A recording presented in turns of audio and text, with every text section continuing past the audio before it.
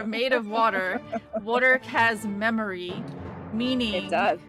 Based off of Dr. Emoto's water experiment, where he took, let's just say, 2 different jars of water, and in one jar of water, thoughts and emotions of hate and ugliness and nasty things were projected to it. Like, people would like curse it out and tell it that it was ugly and disgusting and all this and that, whatever.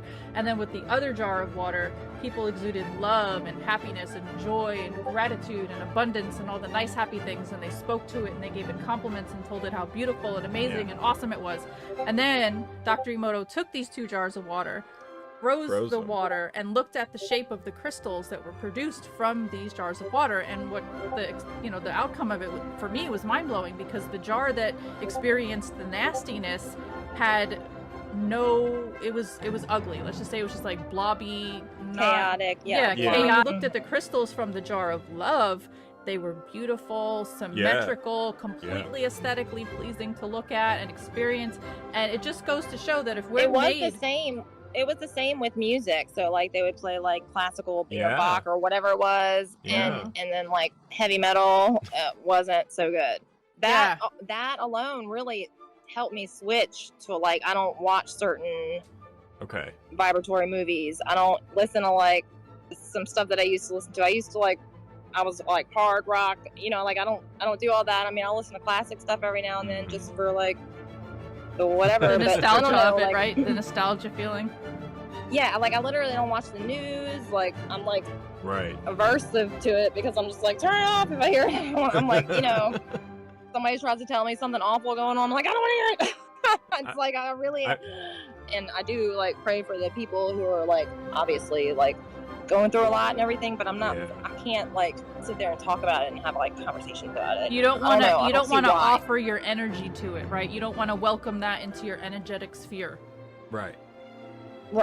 It's I understand. I mean, and it adds to it all to some extent, I think, too. The focus on where your thoughts go, energy flows. So what you lend your energy to, you're creating, because we are all creators, right? I feel like all of our conversations keep coming around like full circle. Like we've had like 10 full circles already. I love it. What were you gonna say a second ago? Oh, I was just gonna what was I going to say? Oh, I'm drinking the moon water. Oh, let's talk about that. So take a swig of your moon water and we'll talk about that. Oh, well, I have my gigantic cup. That's okay. I'll just show it to you instead of drinking. All right, so moon water. So we're talking about moon water, right? So some people are probably going to be like, what the hell is moon water? These people are crazy.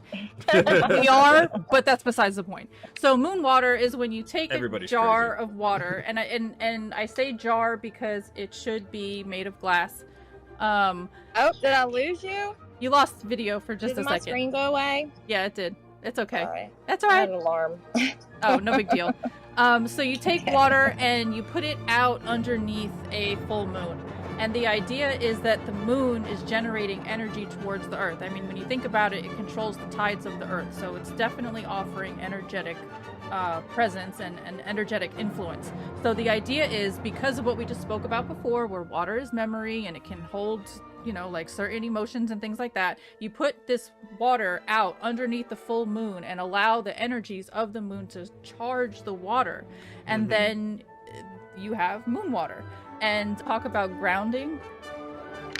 Well, we could just put it out there. I'm sure a lot of people are, I think, becoming more aware of that. But yeah, connecting to the earth, and the benefits of doing that are, both physical and mental health benefits. And we've just been disconnected, from the earth since, way back in the day when tennis shoes were created. If you ever watched that documentary, that's a good one. It's called Earthing, or what is the documentaries called? Do you know, Allie? I think it's Earthing. Yeah, that's one of them. Yeah. So basically, the science behind grounding is that, we are biomachines. We are consciousness in a biomachine experiencing this 3D reality on Earth, right?